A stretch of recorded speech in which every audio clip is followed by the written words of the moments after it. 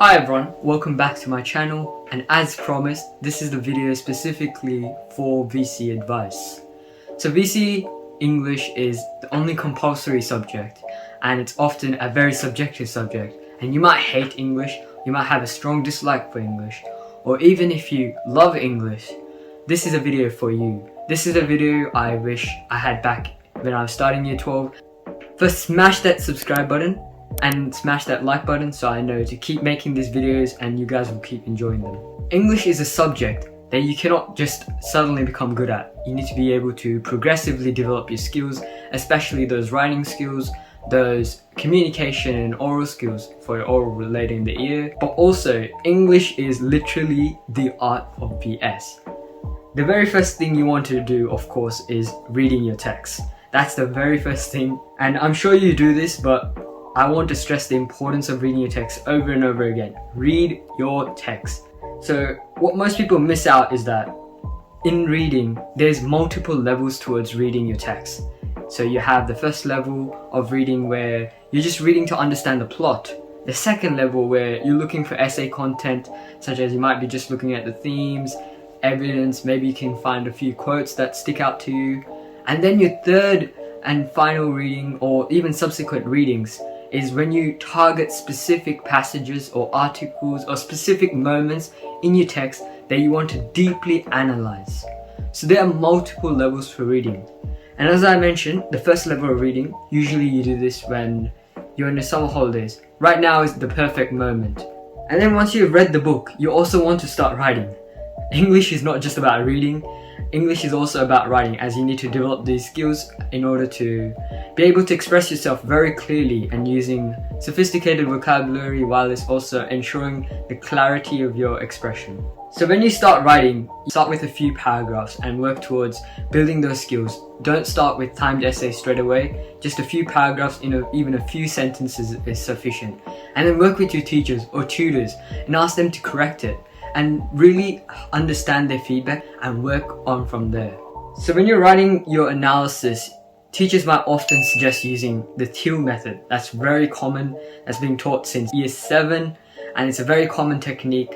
So often that's what you start off with. It's completely fine to start off with, but as you progress throughout the year, especially before your exams, you want to develop your own writing skill and technique, because often the students are scoring above 45, above 40 even. They have their own technique and style of writing that they're just comfortable with doing. They don't have a particular structure that makes their writing quite rigid. Instead, it flows very nicely. So start with paragraphs and then start with essay plans. Don't go to complete essays yet.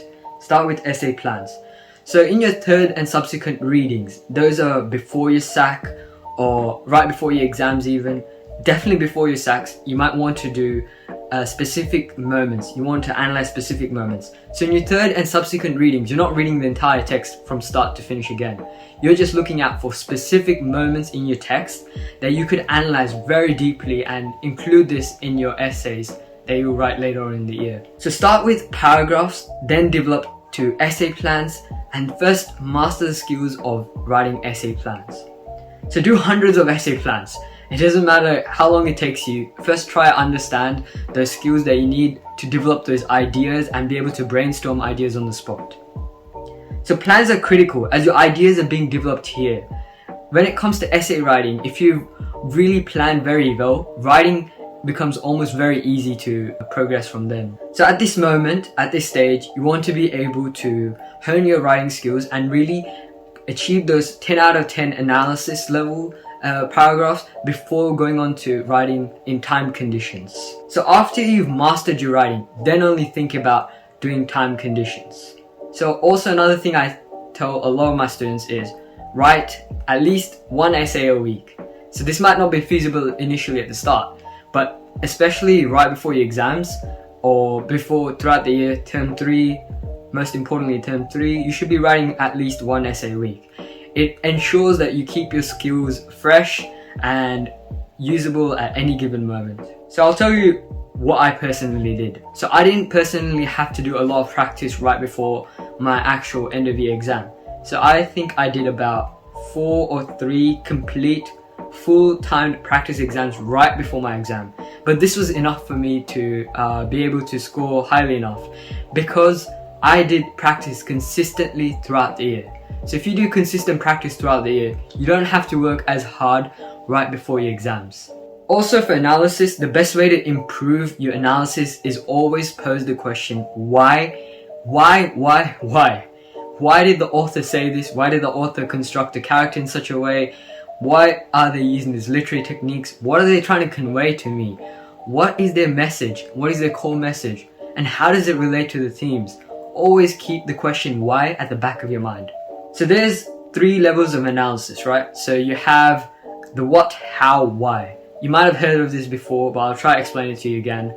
So the what is basically dealing with your idea or argument that you're posing. It's basically your interpretation of the text. And then the how is, how does the author convey this interpretation? Like, for example, what literary techniques are they using? Here you include your meta language, so it could be like juxtaposition, like for example in Persepolis, Satrapi juxtaposes 2 different panels to create an effect. And then that's the how. But then the why is the most important bit of your paragraph and should make up at least 80% of your paragraph, as this is where you're going to get most of your marks.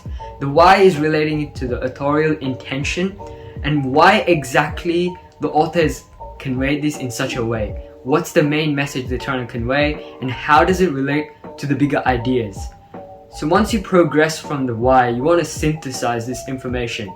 So you collect information from different parts of your text and then create a bigger picture in your mind and try to be able to create those links.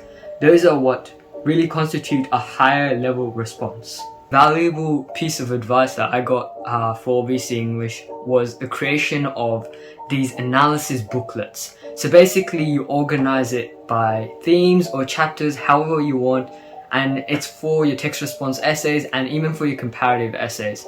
So as you go chapter by chapter, you can take down notable quotes, maybe highlight those quotes and put in a Word document, a Google Doc, and then write analysis next to it. So do this for each and every chapter and then go through and pick out those specific moments that you want to deeply analyze and then analyze them. And then throughout the year, you can refer back to this bank.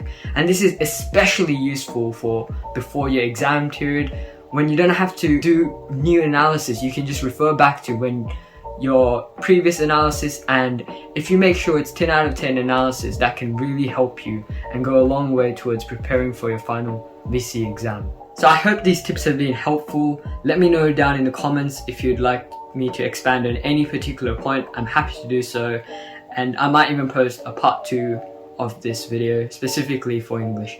I hope you like this. Please subscribe. I appreciate your support and watch out for future videos. Thank you.